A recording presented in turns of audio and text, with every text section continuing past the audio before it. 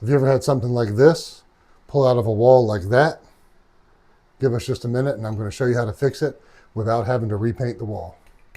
All right, so this tool we're using is called a ghost stud, found on Amazon. We'll have the link in the description below if you need it. What this is for is when you have a wall where there's no stud and you have children that pull on things and they yank this towel hook out of the wall, like my children did, then your wife asks you to fix it. You're supposed to have a 2-inch hole saw, but we don't have a 2-inch hole saw currently, so I'm going to show you how to do it with anything that'll work. So I found this on an old milk carton. It's a perfect 2-inch circle. I'm going to trace it with a pin and then show you how to cut it in case you don't have a sheetrock saw around. So this is the exact hole we got to fix. I'm going to trace it like so.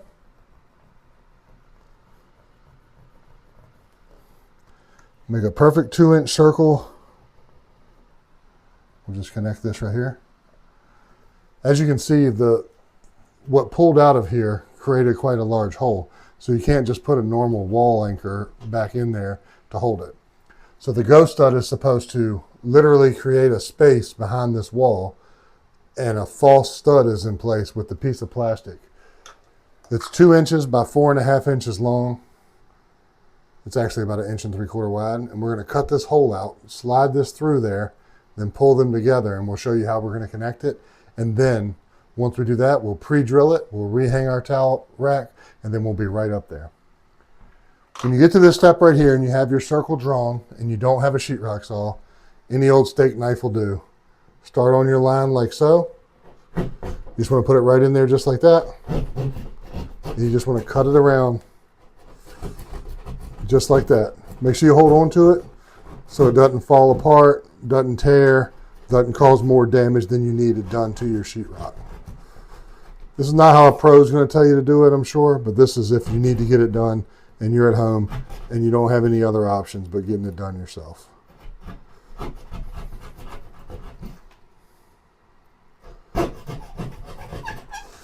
Pro tip, don't let your wife know you're using your steak knife to cut sheetrock. She will not appreciate it. So bam, just like that, we got our 2-inch hole. After you cut your hole, you just slide this piece in there like so.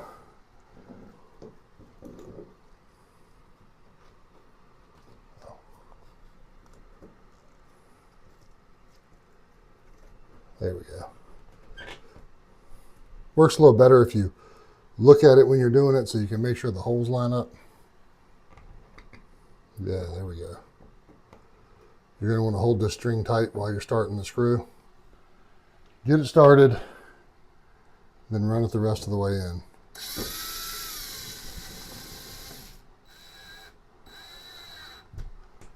That's it. That's tight.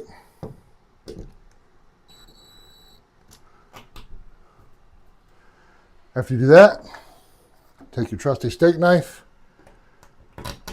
cut the little ropes out of the way that it comes with. Might have dulled it a little bit with the sheetrock.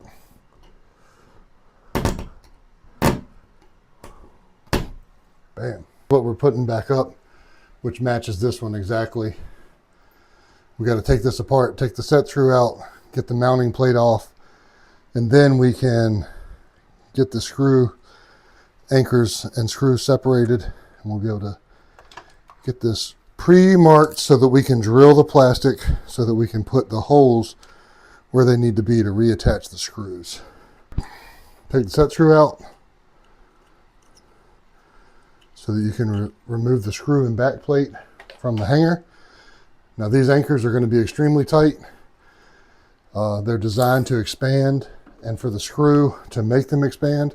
So you're needing a pair of pliers to hold them. You could use a screwdriver if you wanted to, but that's going to back that screw out for you. Number one.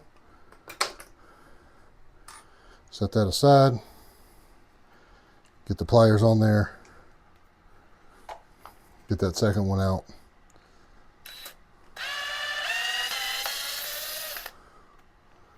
Nice. Now we got both screws out. Now when you go to reinstall this,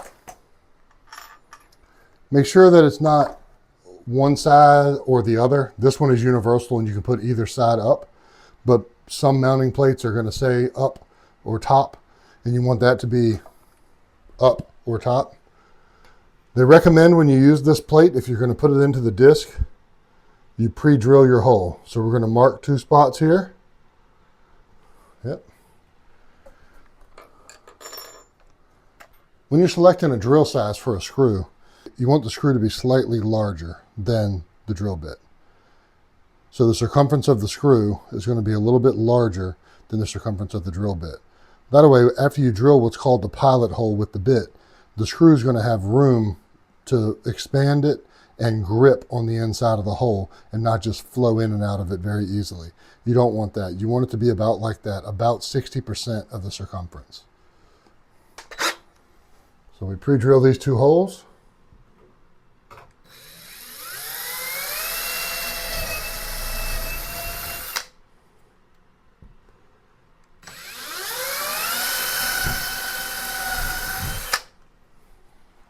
And if you've seen our other video where we talk about things that every home must have, one of those things is a random assortment pack of hollow wall anchors and screws. So I just took this out of that pack to make sure that I had the screws we needed.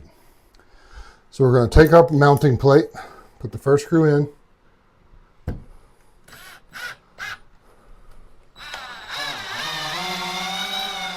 You don't want to put it all the way because you want to be able to move it around to get that second screw in there without having to fight it too much. We're also going to level it up before we tighten it up.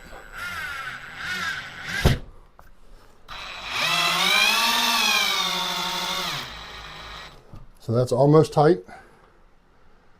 You can tell right there it's perfectly level. I can see it on the bead on my thumb. Tighten. And tighten.